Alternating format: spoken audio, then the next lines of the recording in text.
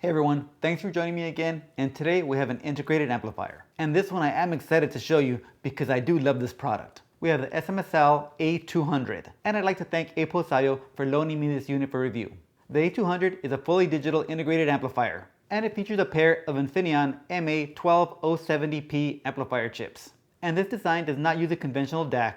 The DA conversion is done within the amplifier package. The A200 puts out 30 watts per channel at 8 ohms and 70 watts per channel at 4 ohms, with distortion under 0.02%. The Infineon chips can handle up to a 26 volt power supply, so the selected internal 24 volt power supply is a great fit. Now let's talk about the looks of the unit. When I first saw pictures of the A200, I wasn't loving the styling. It has this VU meter style that I personally don't find attractive, kind of a blend of retro and modern. But when I received this unit and powered it on, that all changed. The backlight on the VU meter has a perfect brightness level and color.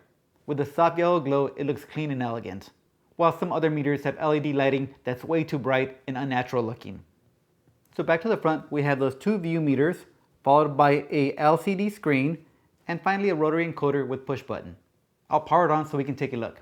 The unit wakes up on the volume setting. With one press, we get into the input selection. We have Bluetooth, USB, ARC, optical, coaxial, and line in. The next click gets us into our EQ settings. 0 is flat, and then it has 5 different presets. I listen to the unit in the flat mode. Next, our bass control, and that goes up to +9 or -9, and those are half dB increments, so a total of +5 and -5 dBs, and the same on our treble, and finally back to volume. The volume goes from 0 to 99. On the back side, we have our inputs and outputs. Starting from the left, we have one set of RCA line in, followed by digital coaxial, digital optical toslink, HDMI ARC, USB-C, and our Bluetooth antenna. Next are our 5-way binding posts, and they're just okay, nothing special here. Finally, our IEC inlet with power rocker, and the power rocker is of good quality. The build quality is just okay, made of fairly sturdy sheet metal. The case does have a little bit of flex.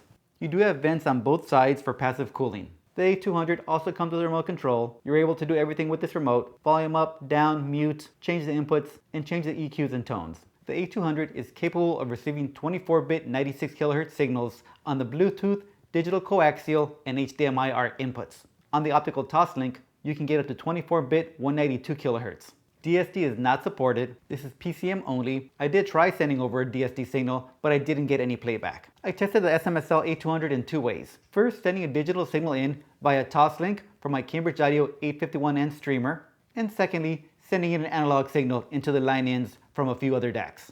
First, the volume levels. While 30 watts per channel doesn't sound like much, on my 93 dB sensitive speakers at 8 feet away, with the volume set to 40, I was getting an average of 95 dB with 103 dB peaks.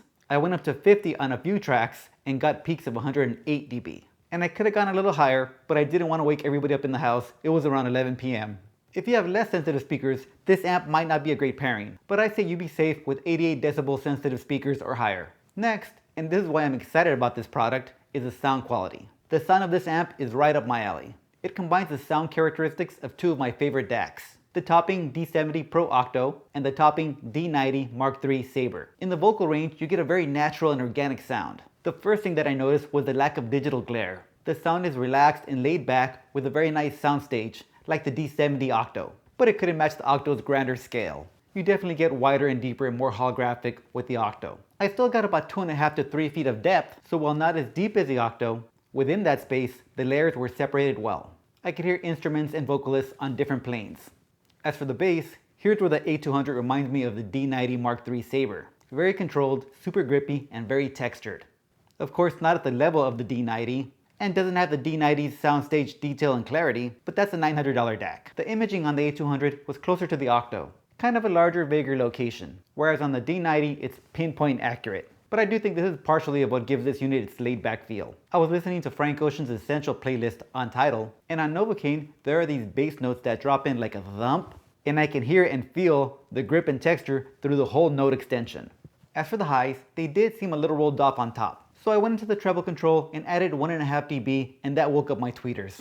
I was listening to the best of Sade, and on No Ordinary Love, her vocals were centered, about a foot back, and very smooth.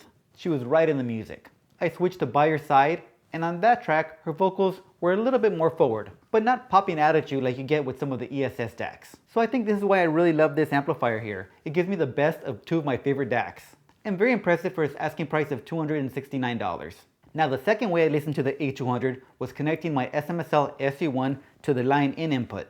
And here's the interesting thing, nothing really changed. I wasn't getting the sound of the SU1. I was still getting the larger, more relaxed feel of the Infineon chip. So I decided to switch over to the D90 Mark III Sabre and see what happened there. And the same thing occurred. I lost that extra detail and clarity of the D90 and got the characteristics of the A200 again. So now I'm thinking that the line level input has an analog to digital converter that's handing over that signal to the amplifier chips.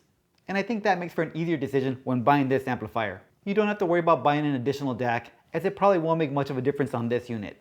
If you have tried a different DAC with this amplifier and did hear a difference, please let me know. I am very curious to know what might change this amplifier's characteristics. So finally, the A200 is a compact amplifier that's well suited for a small to medium living room, a bedroom, or office. And remember that HDMI ARC in, the A200 will work great in a multimedia setup. Alright everybody, again, thanks for watching. I very much appreciate it, and I'll see you on the next one.